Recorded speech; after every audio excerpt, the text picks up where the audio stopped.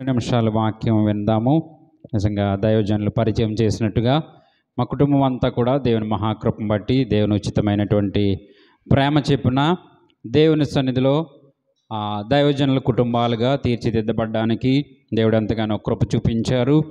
అది సంఘాల ప్రార్థనలు లేక మా యొక్క అమ్మమ్మ తాతయ్యలు వారి యొక్క ప్రార్థనలు, మా మేనమ్మ గారు జ్యోతిబాబు గారి యొక్క తండ్రి గారు కృపవరమయ్య గారు వారి యొక్క ప్రార్థనలు, ఈ విధంగా కుటుంబంలో ఇంచుమించుగా ఎక్కువ దైవికమైన దేవుని సన్నిధిలో నిలవబడ్డానికి దేవుడు ఎంతగానో కృప చూపిస్తున్నారు. హల్లెలూయా, హల్లెలూయా. దైవజనులు చెప్పినట్టుగా కువైట్ దేశంలో మరి గ్రామం నుంచి ఎవరైనా ఉంటారని నేను అనుకుంటున్నాను. కువైట్ దేశంలో పరిచర్య చేయడానికి అక్కడ ఒక సంఘము స్థాపించడానికి దేవుడు కృప చూపించారు. సంఘ కాపరిగా ఉండడానికి దేవుడు కృప చూపించి నడిపిస్తున్నటువంటి విధానం బట్టి మేమెంతో దేవునికి కృతజ్ఞులమై ఉన్నాం. ఎందుకనంటే ఈ కాలంలో తప్పక దేవుని సన్నిధిలో ఎదిగినటువంటి వారికి మాత్రమే క్షేమము అని చెప్పగలము. అది ఎంత ధనం ఉన్నప్పటికీ, ఏదైనప్పటికీ, ఏ పదవులున్నా లేకపోతే ఏ పరిస్థితి అయినప్పటికీ కూడా దేవుని సన్నిధిలో నిలకడగా దేవుని సన్నిధిలో దేవుని మార్గంలో నడిచే వారికి మాత్రమే ఆ యొక్క క్షేమము అది మనందరికీ తెలిసినటువంటి విషయమే. ఎందుకనంటే ఏది సంపాదించినా అది ఆ సంపాదన మనకు క్షేమం ఇవ్వదు. కానీ సంఘముగా కానీ లేక దైవజనులుగా కానీ ఉన్నటువంటి కుటుంబముల్లో ఎక్కువ క్షేమాన్ని మనము చూస్తూ ఉంటాం, ఎక్కువ సంతోషాన్ని మనము చూస్తూ ఉంటాం, ఎక్కువ సమాధానాన్ని మనము చూస్తూ ఉంటాం. హల్లెలూయా, హల్లెలూయా. కొన్ని నిమిషాలు వాక్యంలోనికి వెళదాము. తప్పక పరిశుద్ధాత్మ దేవుడు మనతోటి చక్కటి వర్తమానాన్ని మన మధ్యన విత్తబోతున్నాడని నేనైతే విశ్వసిస్తున్నాను. అపోస్తుల కార్యములు 17వ అధ్యాయము 30వ వచనము.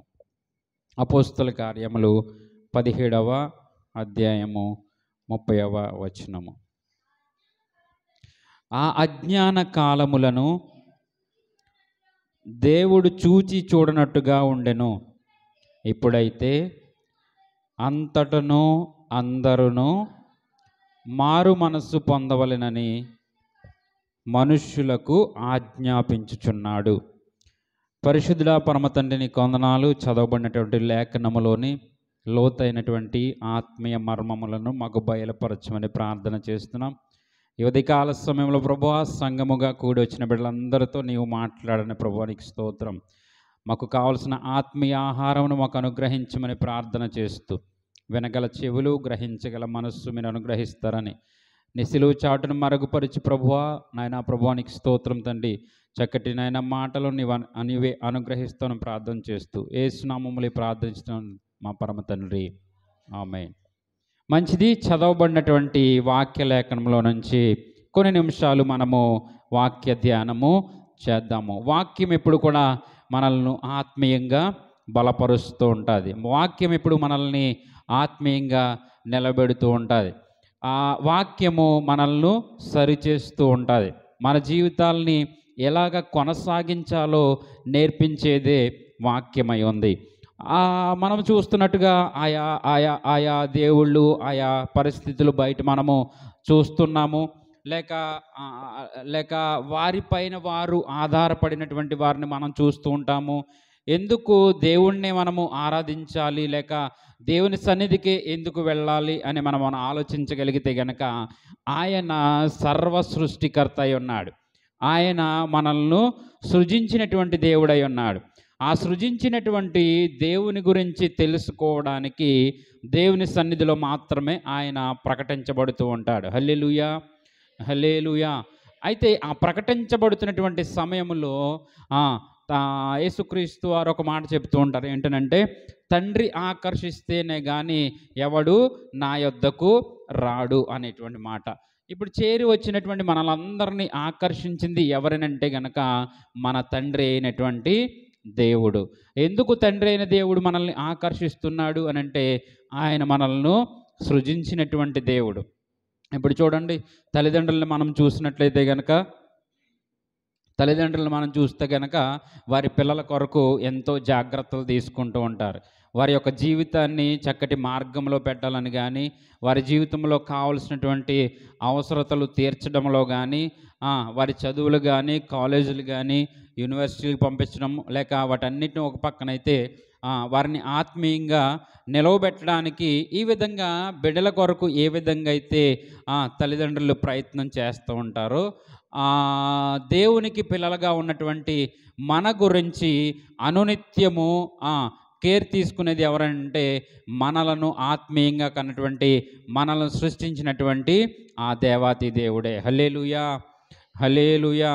చదవబడినటువంటి లేఖనమును మనం ఒకసారి గమనించగలిగితే గనక, చదవబడినటువంటి లేఖనాల్లో నుంచి ఒకసారి గమనించగలిగితే గనక, ఆ కాలముల ఆ అజ్ఞాన కాలములను దేవుడు చూచి చూడనట్టుగా ఉండెను.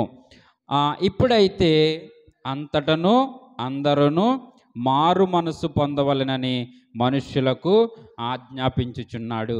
మనం ఆ వాక్యాన్ని ఆలోచన చేసేటప్పుడు ఎందుకనంటే ఆ కాలము ఈ కాలము అనేటువంటి మాటను మనం చూస్తున్నాం. నీ జీవితంలో బాప్తిస్మము పొందకముందు కాలము, నీ జీవితంలో బాప్తిస్మము పొందినటువంటి తరువాత కాలము. బాగా ఆలోచించగలిగితే కనుక వాక్యము మనల్ని ప్రశ్నింపజేస్తుంది. వాక్యము మనల్ని, మన జీవితాలను ఎప్పుడు ప్రశ్నిస్తూ ఉంటుంది.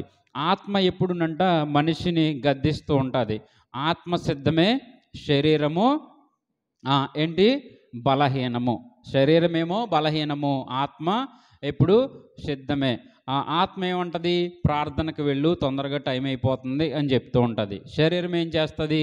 ఇంకొంతసేపు పర్వాలేదు, ఇంకా అందరూ రారు, లేకపోతే ఇంకా పాటలే కదా అవుతున్నాయి, ఇంకా ప్రార్థనే కదా చేస్తున్నారు. ఇది శరీరానికి ఆత్మకు మధ్య ఎప్పుడు ఆ పోరాటం జరుగుతూనే ఉంటుంది. హల్లెలూయా, హల్లెలూయా. ఈ పోరాటంలో ఈ శరీరాన్ని అపోస్తులైన పౌలు అంటాడు, ఈ శరీరం నలగొట్టబడింది, హింసించబడింది, వీటన్నిటిని తట్టుకొని ఈ ఆత్మను నేను పరలోకము కొరకు సిద్ధపరుస్తున్నాను అనేటువంటి మాటలు అపోస్తులైన పౌలు ద్వారా వ్రాయించబడినాయి. అయితే ఈ శరీరము, ఆత్మ ఇవన్నీ మనం చూసినప్పుడు, లేక ఈ పూర్వము ప్రస్తుతము అని మనం ఆలోచించగలిగితే గనక, నీవు బాప్తిస్మము పొందినటువంటి తరువాత, బాప్తిస్మము పొందక ముందు అన్నటువంటి విషయాలను మనం ఆలోచించగలిగితే గనక, వీటన్నిటి వెనకాల సర్వ సృష్టికర్త అయినటువంటి మన దేవుని యొక్క ప్రణాళిక మన పట్ల ఎంతో హెచ్చుగా కనబడుతూ ఉంది. హల్లెలూయా, హల్లెలూయా.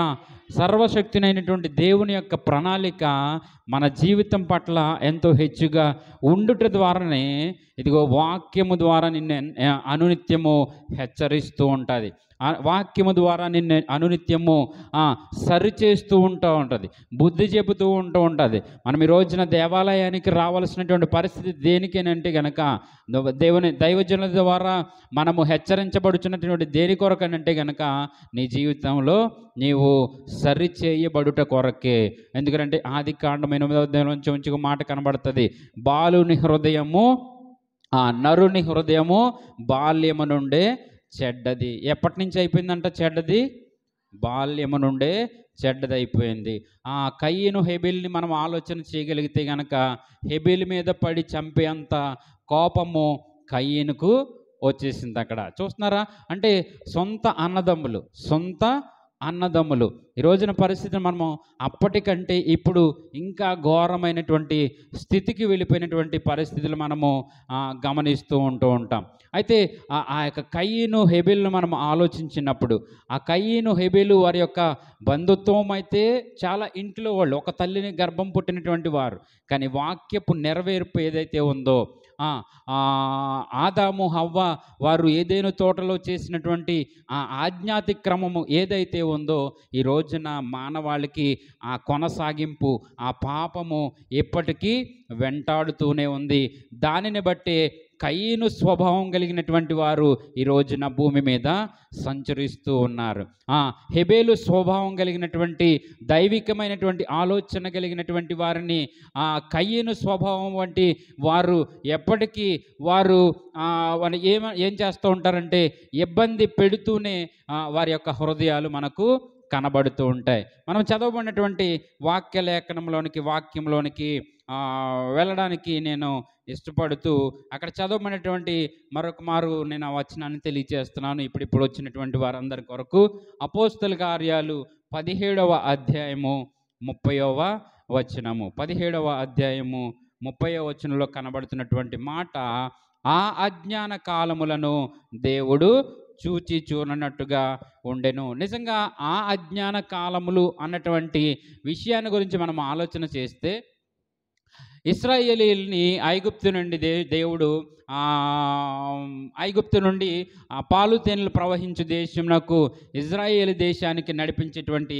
సమయములో ఇశ్రాయేలీలు అనేక మార్లు దేవునికి వ్యతిరేకులుగా ప్రవర్తించేటువంటి వారు, అనేక మార్లు వ్యతిరేకముగా ప్రవర్తించేటువంటి వారు. ఆ కాలంలో ప్రవక్తలు కానీ, లేకపోతే యాజకులు కానీ, లేక నడిపించేటువంటి రాజులు కానీ, ఇట్లా ఈ విధంగా ఉన్నటువంటి పరిస్థితుల్లో అంతకంటే ప్రాముఖ్యంగా ప్రజలు కానీ, యాకోబు సంతానమైనటువంటి ప్రజలు, ఇశ్రాయేలీలుగా ఉన్నటువంటి వారు కానీ ఆయా సమయాల్లో చూసి చూడనట్టుగా ఉండేటువంటి పరిస్థితులు మనకు పరిశుద్ధ గ్రంథంలో పాత నిబంధనలో కనబడుతున్నాయి.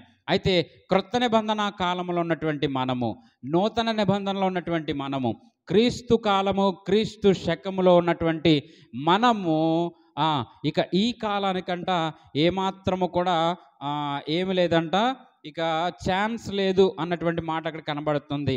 ఇప్పుడైతే అంతటా అందరూ మారు మనస్సు పొంది, కొన్ని ఉదాహరణలు నేను తెలియచేస్తాను ఆ కాలానికి ఈ కాలానికి. అప్పుడు ఆ కాలంలోనంట ఒకవేళ ఒక వ్యక్తి ఒక స్త్రీతో వెళ్ళి పాపము చేస్తే వ్యభిచారము, కానీ ఈ కాలంలో కంటి ద్వారా ఒక మోర చూపు చూస్తే ఏంటి పాపము. ఇలాగా ధర్మశాస్త్రాన్ని ఇంకా స్ట్రిక్ట్గా ఇంకా దాన్ని ఎక్కువ రూల్స్తో కూడినటువంటి జీవితాన్ని తీసుకొచ్చింది క్రొత్త నిబంధన. ఆ కాలము ఈ కాలము అన్నటువంటి మాటలో నేను ముందుకు వెళుతున్నాను.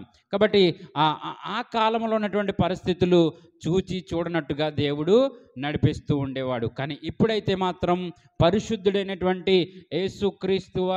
యేసుక్రీస్తు రక్తములో కడగబడినటువంటి మనము ఇక మరి ఎక్కువ ఆజ్ఞలతోనూ నిబంధనలతోనూ క్రీస్తు రక్తములో, ఎందుకంటే మనల్ని రక్షించినటువంటి దేవుడు ఆయన పరిశుద్ధుడు గనుక మీరును పరిశుద్ధులై ఉండుడి అన్నటువంటి వాక్యాన్ని బట్టి మీరు కూడా పరిశుద్ధమైనటువంటి జీవితాన్ని మీరు జీవించాలి అన్నటువంటి వాక్యాన్ని బట్టి ఏం జరుగుతుందంటే గనక ఇప్పుడు ఆ కాలంలో విడిచిపెట్టినట్టు ఈ కాలంలో దేవుడు విడిచిపెట్టే దేవుడు కాదు, లేకపోతే క్షమించేటువంటి దేవుడు కాదు. ఇంకనూ మనం ఆలోచిస్తే గనక ఇప్పటికింకను రక్షణ పొందక క్రీస్తుని అంగీకరించగా, సొంత రక్షకునిగా అంగీకరించగా, అసలు దేవుడంటే ఎవరో తెలియక జీవితం మీద కొనసాగిపోతుంది, జీవితం మీద ముందుకు వెళ్ళిపోతుంది. తనకున్నటువంటి ధనాన్ని బట్టి, తనకున్నటువంటి ఆస్తులను బట్టి వెర్రవీగుతున్నటువంటి వారిని మనము అనేక మందిని చూస్తూ ఉంటాము. అయితే వాక్యం తెలియచేస్తుంది అందరూ అంతటా మారు మనస్సు పొందాలి అన్నటువంటి మాట మనకు కనబడుతుంది. మరొక మాటను నేను చూపించడానికి ఇష్టపడుతున్నాను. మరొక మాట రోమీలకు రాసినటువంటి పత్రిక 3వ అధ్యాయము 25వ వచనంలో మనకు ఒక మాట కనబడుతుంది. రోమా రాసినటువంటి పత్రిక 3వ అధ్యాయము 25వ మాట.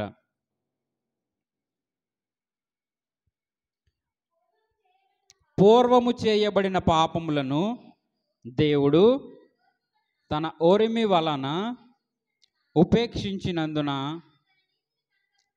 ఆయన తన నీతిని కనపరచవలెనని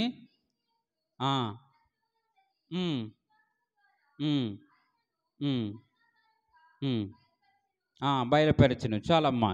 పూర్వము చేయబడినటువంటి పాపములను దేవుడు తన ఓరిమి వలన ఉపేక్షించినందున ఆయన తన నీతిని కనపరిచి క్రీస్తు యేసునందు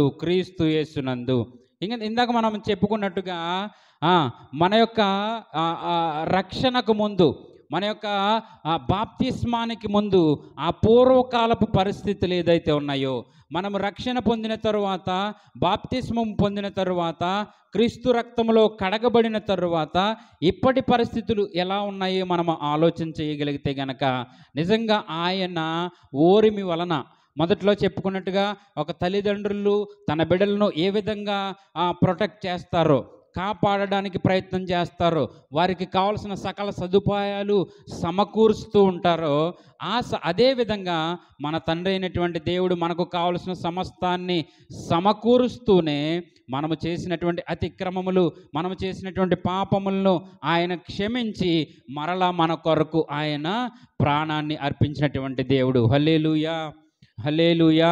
మన కొరకు అర్పించినటువంటి, ఆ ప్రాణమును అర్పించినటువంటి దేవుని రక్తములో కాబట్టి, ఆ రక్తము కాబట్టి ఇప్పుడు ఆ రక్తములో ఉన్నటువంటి ఆజ్ఞలను బట్టి, నిబంధనలను బట్టి, ఆ కాలములో చూసి చూడనట్టుగా ఉన్నటువంటి దేవుడు ఈ కాలములో మాత్రము యేసుక్రీస్తు వారు ఇచ్చినటువంటి ఆజ్ఞలను బట్టి, యేసుక్రీస్తు వారు ఇచ్చినటువంటి ఆ నియమ నిబంధనలను బట్టి, ఆయన ఇచ్చినటువంటి కట్టడలను బట్టి మనము ఇక మనకు ఏమాత్రము కూడా అవకాశము లేదు అని దేవుని వాక్యము తెలియచేస్తుంది. ఏ విధంగా అవకాశం లేదంటే, ఆ కాలంలో అయితే చూచి చూడనట్టుగా ఉన్నటువంటి దేవుడు ఈ కాలంలో మాత్రము అందరూ అంతటా మారు మనసు పొందవలెనని మనుషులకు ఆయన ఆజ్ఞాపించుచున్నాడు. ఆ కాలము, ఈ కాలము అన్నటువంటి విషయము, ఆ కాలపు పరిస్థితులు, ఈ కాలపు పరిస్థితులు మనం ఆలోచించగలిగితే గనక, అంటే మనకు ఎప్పుడు కూడా దేవుని వాక్యము మనల్ని ఒక ప్రశ్నిస్తూ ఉంటుంది. అవును ప్రభువా, నా జీవితం నీకు లోబడేటట్టుగా ఉన్నదా? నా జీవితంలో గతించిన కాలాల్లో నా జీవితం చాలా అన్యాక్రాంతమైన పరిస్థితి. నేను నిజంగానే బూతులు మాట్లాడేవాడిని, నేను నిజంగానే లోకంలో బ్రతికేటువంటి వాడిని. ఇగో నీవు నాకు రక్షణను అనుగ్రహించావు, నీ రక్షణ మార్గంలో నన్ను స్థిరపరిచావు. అయితే ఇప్పుడు కూడా అప్పుడప్పుడు తప్పిపోతున్నాను ప్రభువా, అప్పుడప్పుడు నేను నీ వాక్యము కొరకు నిలవబడలేకపోతున్నాను, సంఘము కొరకు నిలవబడలేకపోతున్నాను, దైవజనుల వాక్యము చెబుతుంటే నేను వినలేకపోతున్నాను, వారి యొక్క కార్యక్రమాలు నేను పాలు పొందాలి. ఇట్లాంటి జీవితం గురించి మనం ఆలోచించగలిగితే గనక, ఆ కాలము, ఈ కాలము అన్నటువంటి వేరియేషన్ నీవు గమనించగలవు. హల్లెలూయా, హల్లెలూయా. ఈ గమనింపు ఏదైతే ఉందో, ఈ గమనిక ఏ విధంగా అయితే ఇప్పుడు ఇలా గమనించగలుగుతున్నావో, నీ జీవితాన్ని నీవు వాక్యములో స్థిరపరచుకోగలవు, నీ జీవితాన్ని నీవు వాక్యములో కట్టుకోగలవు. రెండవసారి మనము రోమపత్రికలో చదివినట్లుగా ఏం చెప్పింది? పూర్వము చేయబడిన పాపములను దేవుడు తన ఓరిమి వలన ఉపేక్షించినందున ఆయన నీతిని యేసుక్రీస్తు ద్వారా కనపరుస్తూ ఉన్నాడు. యేసుక్రీస్తు ద్వారా. నార్మల్గా ఏంటంటే అండి, మనము ఎక్కడున్నటువంటి వారము అక్కడే, అదే విలేజ్లో, అదే ప్రాంతంలో ఉంటే గనక నార్మల్గా మనకు అనిపించేది ఈ ప్రాంతమే, లేకపోతే ఇదే, ఈ మనుషులే మనకు తెల్లవారితే కనబడుతూ ఉంటారు. దైవజనులు చెప్పినట్టుగా కువైట్ దేశానికి దేవుడు నడిపించాడు. అంతకంటే ముందు ఖతర్ దేశంలో కూడా నేను పనిచేయడానికి ఒక 5 సంవత్సరాలు దేవుడు కృప చూపించారు. ఎన్ని సంవత్సరాల నుంచి మా పూర్వీకులు పెద్దలు చేసినటువంటి ప్రార్థనలు బట్టి దైవికమైనటువంటి విధానంలో ఎదగడానికి దేవుడు కృప చూపించారు.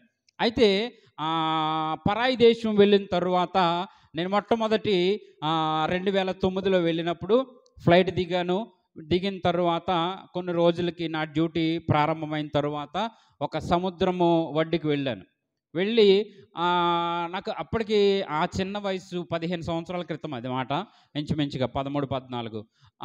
అయితే వెళ్ళి సముద్రం గట్టు పక్కన నిలబడి ఒక ఇసుకని కొంచెం ఇలా తీసి చూసి నాకు చాలా ఆశ్చర్యమైనటువంటి హృదయంలోంచి వచ్చినటువంటి మాట, నీవు గొప్ప దేవుడు ప్రభువా, ఇదిగో సముద్రాలు దాటించి మరలా నన్ను మరొక గట్టు మీదకి తీసుకొచ్చావు, ఇక్కడ ప్రజలు ఉన్నారు, ఈ ప్రజల మధ్యలో నేను ఒక ఉద్యోగం చేసుకోవడానికి నన్ను తీసుకొచ్చావు. అయితే నాకు కలిగినటువంటి ఆశ్చర్యం ఏంటంటే, ఈ సముద్రాలు దాటించి మరొక ప్రాంతానికి వెళ్ళడము, అక్కడ మరలా ప్రజలు ఉండడము. అంటే యేసుక్రీస్తు దేవుడు, మనం ఆరాధిస్తున్నటువంటి దేవుడు అని వెళ్ళకముందు ఈ గ్రామంలో ఉన్నటువంటి పరిస్థితులు, గ్రామంలో ఉన్నప్పుడు ఇంతవరకే నేను ఆలోచించాను. కానీ దేవుని సృష్టి ఏదైతే ఉందో, ఇంత అనంతమైనటువంటి భూమి సృష్టి, ప్రజలు, సముద్రాలు, నదులు, ఆకాశ నక్షత్రాలు, ఇవన్నీ కూడా సృష్టించినటువంటి దేవుని యొక్క ఉనికి ఏదైతే ఉందో, ఆ గొప్పతనము ఏదైతే ఉందో, ఈ రోజున ప్రపంచంలో ఉన్నటువంటి అనేక మంది ప్రజలు, ఇంచుమించుగా 850 కోట్ల మంది ఉన్నటువంటి ఈ భూమి అత్యధికముగా ఎక్కువ మంది ఆరాధిస్తున్నటువంటిది ఎవరినంటే పరిశుద్ధుడైనటువంటి యేసుక్రీస్తు వారిని. హల్లెలూయా, హల్లెలూయా. అటువంటి గొప్ప దేవుణ్ణి మనము కలిగి ఉన్నాము. ఆయన సజీవుడు, ఆయన ఆదియు అంతమైనటువంటి వాడు, ఆయన అల్ఫయు ఒమేగా అయినటువంటి దేవుడు ఆయన. ఈరోజు మామూలుగా ఏంటంటే మనము ఎవరిని కించపరిచేది కాదు, కానీ విగ్రహాలు, చెట్లకు పూజించడాలు, లేకపోతే ఈ లోక సంబంధమైన పరిస్థితులు, మనుష్యుల యొక్క చేతులతో చేయబడినటువంటి రాళ్లతో ఉన్నటువంటి విగ్రహాలను పూజించేటువంటి పరిస్థితులు మనకు ఈ చుట్టుప్రక్కల ఎక్కువ కనిపిస్తున్నటువంటి సమయాల్లో, మన దేవుడైతే సర్వ సృష్టికర్తగా ఆయన ఆత్మ గనుక ఆత్మతోనూ సత్యముతోనూ ఆయనను ఆరాధించాలి అని దేవుని వాక్యము తెలియజేస్తుంది. హల్లెలూయా, హల్లెలూయా, హల్లెలూయా.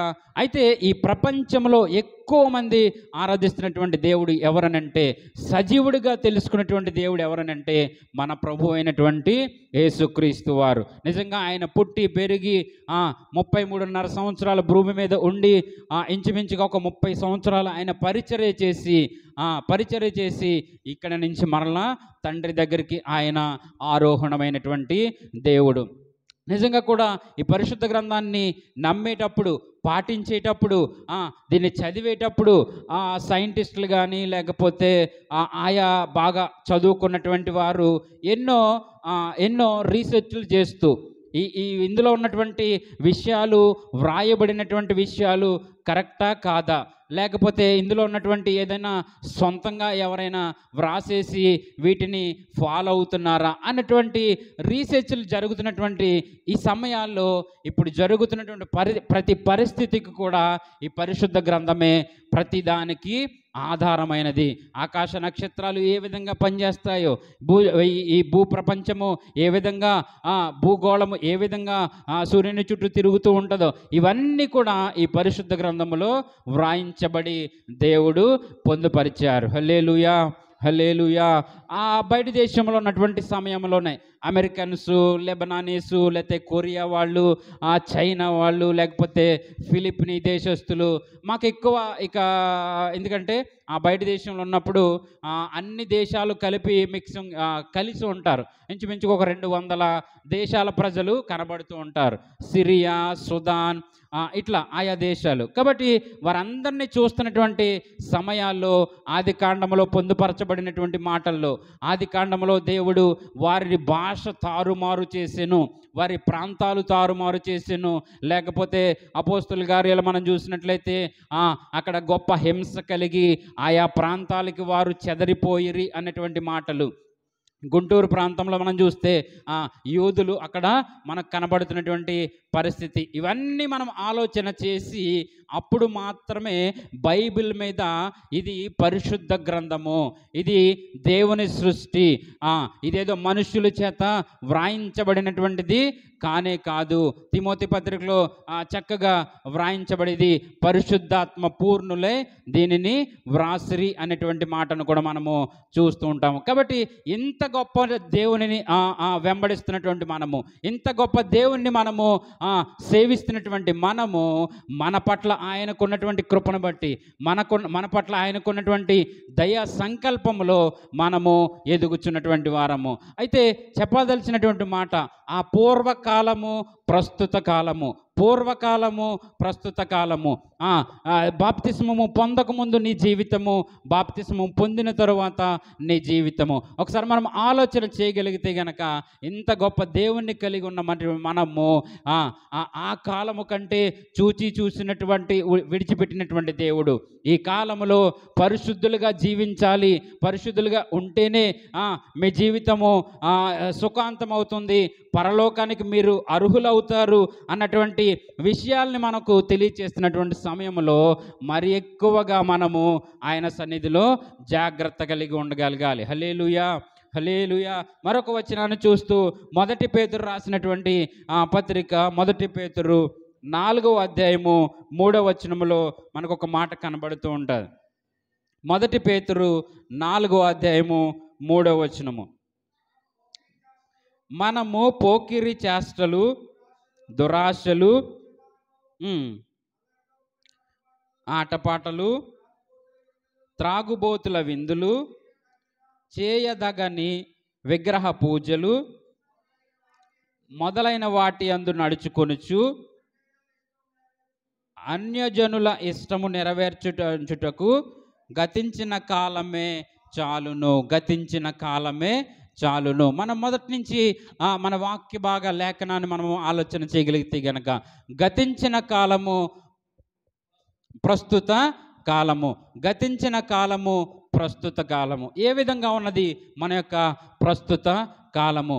కాలము బాగానే ఉంది, ఆ కాలంలో ఉన్నటువంటి మన పరిస్థితి ఏ విధంగా ఉంది, మన భక్తి జీవితము ఏ విధంగా ఉంది, మన యొక్క ఆర్థిక పరిస్థితులు ఏ విధంగా ఉంది. భక్తి జీవితాన్ని అలా ఉంచుతారు ఎప్పుడు కూడా, దాన్ని అలాగే ఉంటుంది హోల్డ్లో. కానీ ఆర్థిక పరిస్థితి ఎప్పుడు కూడా ఉన్నత స్థాయికి వెళ్ళడానికి మనము ప్రయత్నం చేస్తూ ఉంటాం. గతించిన సంవత్సరాల కంటే ఈ సంవత్సరము నేను ఏదో విధంగా ఒక మంచి విషయాన్ని అప్గ్రేడ్ అవ్వాలి, లేకపోతే గెయిన్ అవ్వాలి, సాధించాలి. గతించిన సంవత్సరం కంటే నా జీతము పెరగాలి, గతించిన సంవత్సరం కంటే ఇంకనూ మంచి ఉద్యోగంలోకి నేను వెళ్ళాలి. ఇట్లా మనము ఆలోచిస్తాము, ఎక్కువ ఆలోచిస్తాము. అది శరీర సంబంధమైతే గనక ఆత్మ సంబంధమైనటువంటి విషయంలో ఇదిగో గతించిన కాలము కంటే నేను కొంత సమయము ఎక్కువ దేవునిలో గడపగలుగుతున్నాను, లేకపోతే గతించిన సంవత్సరాల కంటే నేను ఇప్పుడు ఎక్కువ సమయము ప్రార్థన చేయగలుగుతున్నాను, గతించిన కాలము కంటే ప్రస్తుతము నేను ఎక్కువ ఉపవాసము చేయగలుగుతున్నాను, కుటుంబము కొరకు పాటుపడగలుగుతున్నాను, కుటుంబ ఆత్మీయ జీవితము నిలవబడాలని నేను ఆశపడుతున్నాను అన్నటువంటి సాక్ష్యము మనలో ఉండగలిగితే గనక, హల్లెలూయా, హల్లెలూయా, ఆ సాక్ష్యము మన జీవితాల్లో ఉండగలిగితే గనక తప్పక నీ జీవితము ఆశీర్వదింపబడుతుంది, తప్పక నీ జీవితంలో మేలులు పొందుకుంటావు, తప్పక నీ జీవితంలో అంచెలంచులుగా ఉన్నత స్థాయిలోనికి నీ జీవితము కొనసాగింపబడుతుంది. హల్లెలూయా, హల్లెలూయా, హల్లెలూయా. ఇలా కాకుండా ఎక్కడ వేసిన గొంగలి అక్కడే అని ఒక దాన్ని ఏమంటారు, అది చెప్తారు కాబట్టి, సామెత చెప్తారు కాబట్టి, ఆ సామెతలా కాకుండా దేవుని వాక్యములో మనము బలపడుతూ ఉండాలి, దేవుని వాక్యములో మనము సమయాన్ని గలుపుతూ ఉండాలి. చాలామంది ఎట్లా ఉంటుందంటే ఆశీర్వదించబడాలి, కానీ దాని వెనకాల పడాల్సినటువంటి కష్టము ఏది పడకూడదు.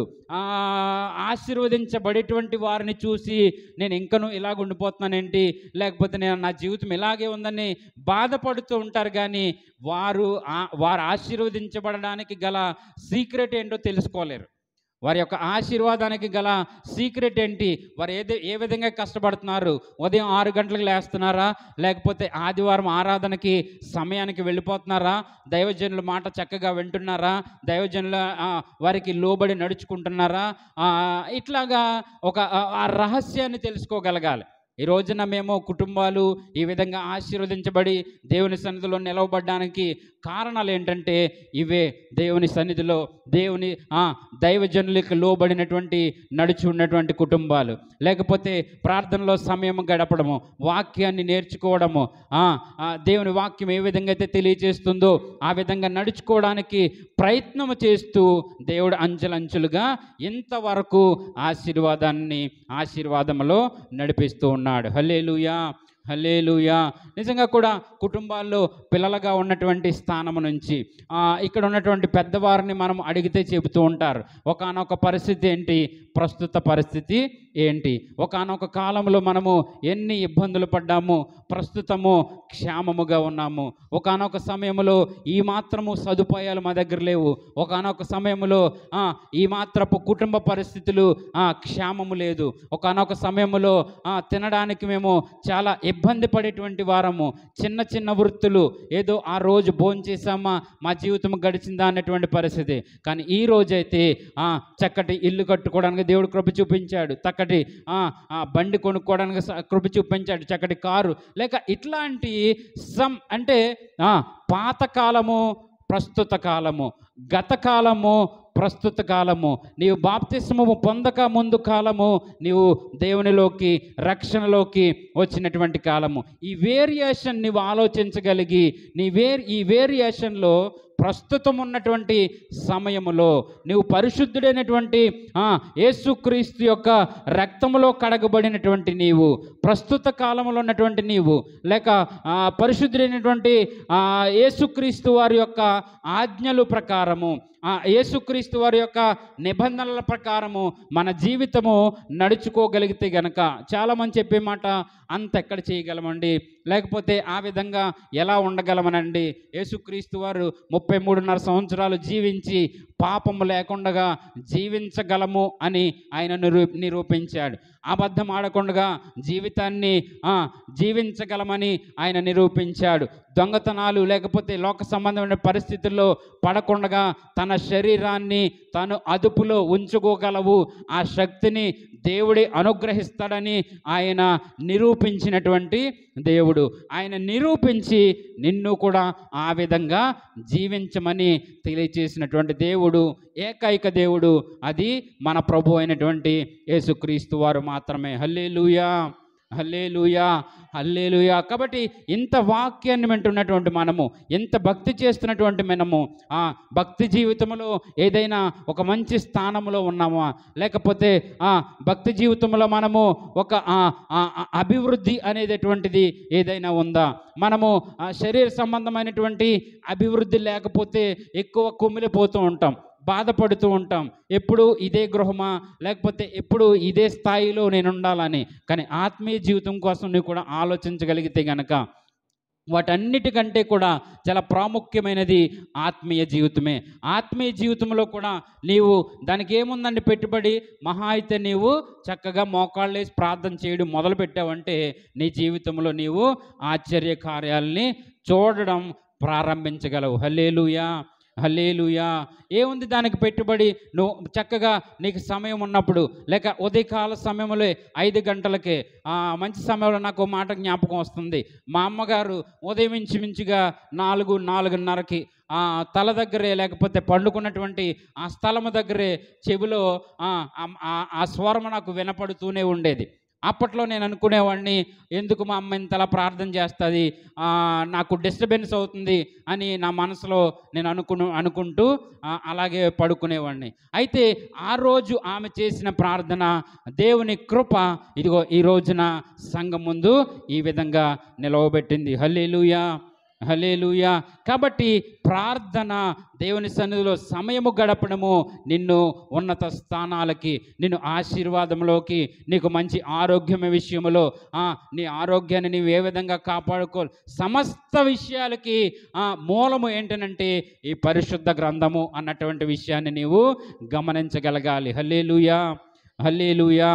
ఏ విధంగా ఉంది పూర్వము నీ స్థితి ఏంటి, ప్రస్తుతము నీ పరిస్థితి ఏంటి, మనము చక్కటి వచనాలని చదువుకుని వాక్యాన్ని మనం చూస్తున్నటువంటి సమయంలో వాక్యాన్ని గ్రహిస్తూ వాటిలో మనం ఆలోచన చేయగలిగితే గనక, 1 పేతురు 4:3 చూస్తే మనము పోకిరి చేష్టలు, దురాశలు, మద్యపానము, అల్లరితో కూడిన ఆటపాటలు, ఇంచుమించుగా ఎక్కువ మన కుటుంబాల్లో ఆయా పరిస్థితుల్లో కనబడుతూ ఉంటుంది. మద్యము తాగేటువంటి వారు, త్రాగుబోతులుగా ఉండిపోయినటువంటి వారు, కుటుంబాలని పాడు చేస్తున్నటువంటి ఒక దుర్మార్గమైనటువంటి పరిస్థితి మనకు కనబడుతూ ఉంటుంది. అట్లా త్రాగుబోతుల గురించి వ్రాయబడింది. తర్వాత విగ్రహ పూజలు, ఇవి అన్నీ మన జీవితాల్లో ఆ పూర్వము ఉండి ప్రస్తుతము ఉంటే గనక ఇక నీ భక్తిలో, నీ యథార్థతలో దేవుని ముందు ఏ విధంగా నీవు నిలవబడగలవు. ఓకే, పోన్లే ఏదో పాతకాలంలో ఉండేవి అని అనుకున్నాం అనుకోండి, ప్రస్తుతం వాటినన్నిటిని విడిచిపెట్టాలా అని నువ్వు ఆలోచిస్తే పూర్తిగా విడిచిపెట్టి దేవునిలో నువ్వు నమ్మకముగా కొనసాగగలగాలి. ఎప్పుడైతే నమ్మకముగా కొనసాగుతావో, ఎప్పుడైతే నీవు దేవుని ముందు యథార్థముగా ఉంటావో, గతించిన కాలము ఇక చాలును. అదంతా కూడా పాత జీవితము, అదంతా చీకటి జీవితము. ఇక ప్రస్తుత కాలంలో నీవు ఉండాల్సింది యేసుక్రీస్తు వారి రక్తములో, యేసుక్రీస్తు వారి పరిశుద్ధుడైనటువంటి రక్తములో నీవు కడగబడ్డావు కాబట్టి రక్షణ పొందావు, బాప్తిస్మం పొందావు, నీలో పాప క్షమాపణ జరిగింది. మరి ప్రస్తుతము కూడా నీవింకను ఇప్పుడు చదివినటువంటి మాటల్లోనే ఉంటే గనక, ఇంక నువ్వు ప్రవర్తనలో సరి చేసుకోకపోతే, మాటను సరి చేసుకోకపోతే, నీ నాలుకను నీవు అదుపులో ఉంచుకోకుండా నీ ప్రవర్తనను పాడు చేసుకుంటే నీ యొక్క భక్తిలో ఎక్కడ తారతమ్యం ఉంది మనం ఆలోచన చేయగలగాలి. ఎక్కడ పాతకాలము లేక పూర్వకాలము, ప్రస్తుత కాలము అన్నటువంటి ప్రశ్న రెండు కలిసిపోయినాయి. రెండు కలిసిపోయినది, రెండు ఇంకను ఒకటే దారిలో వెళ్తుంది. ఇక కాబట్టి దానికి దీనికి ఏమీ వ్యత్యాసం లేదు. కానీ అలా కాకుండా ఎవరికి వారు చెప్పుకోవాల్సినటువంటి మాట ఏంటంటే, అవును ప్రభువా, నేను ఆ కాలంలో అలా ఉండేవాడిని, నేను వాటన్నిటిని విడిచిపెట్టాను, దేవుని సన్నిధిలో నీ ముందురా సంఘములో నేను యథార్థముగా జీవించగలుగుతున్నాను, ప్రార్థనలో సమయాన్ని గడపగలుగుతున్నాను అన్నటువంటి మాటను మనము మన భక్తి జీవితంలో చెప్పగలగాలి. హల్లెలూయా, హల్లెలూయా.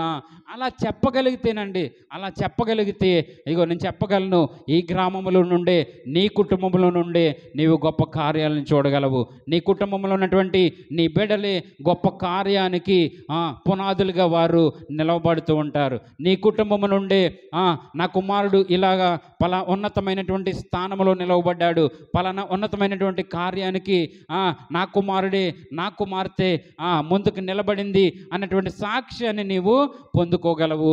దానికి మూలం ఏంటంటే గనక నీ భక్తి ఉంది. దానికి మూలం ఏంటంటే గనక ఆ పాత కాలము, ప్రస్తుత కాలము నేను యథార్థంగా నేను జీవించగలుగుతున్నాను అన్నటువంటి నీ సాక్ష్యమే నీ కుటుంబాన్ని ఆశీర్వాదంలోకి నడిపిస్తూ ఉంటుంది. మరొక మాటను మనము చూద్దాము. పరిశుద్ధ లేఖనములో, పరిశుద్ధ గ్రంథములో మనము ఆలోచన చేస్తూ వెళితే గనక ఈ విధంగా అనేక విషయాలు మనకు కనబడుతూ ఉంటాయి. రోమ రాసినటువంటి పత్రిక 1వ అధ్యాయము 28వ వచనం, అపోస్తలుడైన పౌలు రోమీయులకు రాస్తూ చక్కటి మాట, 1వ అధ్యాయము 28వ వచనములో ఆ మాటను చూద్దాం. మరియు వారు తమ మనస్సులో చోటియనల్లకపోయిరి గనుక చేయరాని కార్యములు చేయుటకు దేవుడు భ్రష్ట మనస్సుకు వారిని అప్పగించెను అన్నటువంటి మాట చూస్తున్నాం కదా.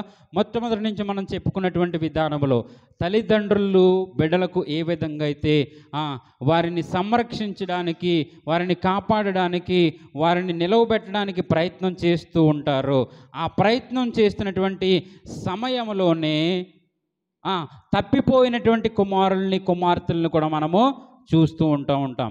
అయితే తప్పిపోయినటువంటి బిడ్డల్ని మనము చూస్తూ ఉంటాం. ఆ పరిశుద్ధ గ్రంథంలోనే తప్పిపోయిన కుమారుడు ప్రతి ఒక్కరికి తెలిసినటువంటి, తప్పిపోయాడు, వెళ్ళిపోయాడు, దూరం అయిపోయాడు, సమస్తాన్ని కోల్పోయాడు, మరలా ఎక్కడికి వస్తున్నాడు? తండ్రి అని తన తండ్రి దగ్గరికి వచ్చినట్టు మనము చూడగలుగుతున్నాము. ఈ రోజున భక్తి జీవితంలో కూడా అదే పరిస్థితులు. ఎంతో ఏదో చాలామంది సాక్ష్యాలు మనం విన్నప్పుడు, తను మంచము పట్టిన తరువాత అయ్యో నేను పాపము చేశాను, నన్ను క్షమించు ప్రభువా అన్నటువంటి మాటను మనం వింటూ ఉంటాం సాక్ష్యాల్లో.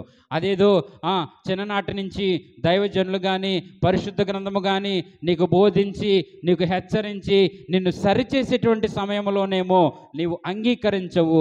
నీవు ప్రాణము మీద తెచ్చుకున్నప్పుడు, నీవు దేవునికి దూరం అయిపోయిన తరువాత నీవు అబ్బా తండ్రి అని పిలిస్తే అప్పుడు నీ జీవితము చాలా ముగించబడుతుంది. చివరి స్థాయికి వెళ్ళిపోతూ ఉంటుంది. నా యొక్క 25వ సంవత్సరంలో నేను ఆలోచన చేశాను. వాక్యము చేత నేను పట్టబడి వాక్యం చదవడం మొదలుపెట్టిన తరువాత అయ్యో అనవసరంగా 25 సంవత్సరాలు వేస్ట్ అయిపోయిందే, ఇంకా నేను వాక్యము ఇంకా ముందు తెలుసుకుంటే, వాక్యము నన్ను ఇంకా ముందే పట్టుకుంటే, నేను వాక్యానికి ఇంకా ముందే నా చిన్న వయసులోనే లోబడి ఉంటే గనక ఇంకా ఎంత బాగుండేది అనేటువంటి ఆలోచన నాకు కలిగేది నా 25వ సంవత్సరంలో. అంటే ఈ యొక్క వయసు ఏదైతే ఉందో దేవుని సన్నిధిలో ఈ చిన్ననాటి నుంచి ఉండగలిగితే గనక అతి తక్కువ సమయంలోనే నీ జీవితంలో నీవు సెటిల్ కాగలవు. అతి తక్కువ సమయంలోనే నీవు గొప్ప కార్యాలు చేయడానికి దేవుడు నీకు కృప చూపిస్తూ ఉంటాడు. ఉదయకాల సమయంలో వాక్యం చెబుతూ యోషియా గురించి చెప్పబడినప్పుడు ఆయన జీవితంలో రాజ్యాన్ని పరిపాలించడానికి 8వ సంవత్సరంలోనే తనకు దేవుడు కృప చూపించారు. ఎందుకనంటే గనక తను దేవుని మీద ఆనుకున్నటువంటి విధానము కానీ, తను దేవుడి పట్ల తనకున్నటువంటి ఇష్టము కానీ, దేవుడు అతని పట్ల ఉన్నటువంటి కృపను బట్టి అతను 8వ సంవత్సరంలోనే రాజ్యాన్ని పరిపాలించడము ప్రారంభించాడు. ప్రియ దేవుని సంగమా, ఈరోజు వాక్యం వింటున్నటువంటి మనము పూర్వకాలము, ప్రస్తుత కాలము మన జీవితాలు ఏ విధంగా ఉన్నాయి? వింటూనే విడిచిపెడుతున్నామా? వింటూనే నేను బాగానే ఉన్నాను, నేను క్షేమంగానే ఉన్నాను, నా భక్తి జీవితం బాగానే ఉందని అని ఒక భ్రమలో వెళ్ళిపోతున్నామా? లేకపోతే అందులో ఏదైనా ఒక మెజారిటీ లేకపోతే ఒక ఉన్నతమైనటువంటి స్థానానికి మనము వెళ్తున్నామా అన్నటువంటి విషయాన్ని మనము ఆలోచన చేయగలగాలి. వాక్యము చేత హెచ్చరించబడాలి. వాక్యము గద్దించినప్పుడు వాక్యానికి లోబడగలగాలి.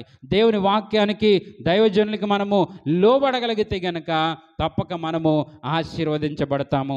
తప్పక మనము దీవెనలతోటి క్షేమములో మనము ఉండగలము. నిజంగా దేవుడి పక్షముగా నిలవబడి దైవజనులు ప్రకటిస్తున్నటువంటి సమయంలో, దేవుని మాటగా ప్రజలను హెచ్చరిస్తున్నటువంటి సమయంలో ఆ గద్దింపుకు లోబడగలిగితే గనక ఆ ఆశీర్వాదాన్ని నీవు అనుభవించగలవు. హల్లెలూయా, హల్లెలూయా. అలా కాకుండా రోమపత్రికలో చదివినట్టుగా పోకిరి చేష్టలు లేక పేతురు పత్రికలో చదివినట్టుగా దురాశలకు, మద్యపానానికి, ఇంకను ఆటపాటలు, ఇట్లాంటి పరిస్థితుల్లో ప్రస్తుత కాలం అంటే గనక నీ జీవితంలో వేరియేషన్కి, నీ జీవితంలో నువ్వు పొందుకున్నటువంటి రక్షణ తరువాత కాలము, రక్షణకు ముందు కాలము. రక్షణకు ముందు నువ్వు ఏం చేసావో నీ జీవితం నీకు తెలుసు. కానీ రక్షణ పొందిన తరువాత మాత్రము నీ పరిస్థితి ఎలా ఉన్నది అన్నటువంటి ఆలోచన చాలా ప్రాముఖ్యమైనది. రక్షణ పొందిన తరువాత కూడా దేవుడు ఆ కాలంలో చూడనట్టుగా ఉన్నటువంటి దేవుడు ప్రస్తుత కాలంలో మాత్రము యేసుక్రీస్తు కాలములో, యేసుక్రీస్తు శకములో, యేసుక్రీస్తు రక్తములో కడగబడినటువంటి మనకు ఇక ఏమాత్రము పాపము చేయడానికి కానీ, అల్లరితో కూడినటువంటి ఆటలు పాటలకు కానీ, వీటేమిటికి సమయము కానీ, పరిస్థితి కానీ దేవుడు మనకు అనుమతించడం లేదు అన్నటువంటి విషయాన్ని మనము గమనిస్తూ ఉండాలి. హల్లెలూయా, హల్లెలూయా, హల్లెలూయా. కాబట్టి వాక్యాన్ని విన్నటువంటి మనము తప్పక ఆ పూర్వకాల పరిస్థితి ఏంటి, ప్రస్తుత పరిస్థితి ఏంటి, నిజంగానే ఆ దురాశలు, ఆ దుర్మార్గమైనటువంటి ఆ లోక సంబంధమైనటువంటి పరిస్థితుల్లో నుంచి మనము బయటపడ్డామా ఇంకనూ లేదా, వాక్యానుసారంగా మన జీవితాలని జరిగిస్తున్నామా లేదన్నటువంటి విషయంలో మనము సరి చేసుకోగలిగితే గనక మన భక్తిని మనం ఇంకనూ పరిపూర్ణము చేయగలము, మనం ఇంకనూ ఆశీర్వదించబడగలము, మనం ఇంకనూ క్షేమములో ఉండగలము. ఒకసారి కళ్ళు మూసుకోగలిగితే గనక చిన్న ప్రార్థన చేసి నేను వాక్యాన్ని ముగించడానికి ఇష్టపడుతున్నాను.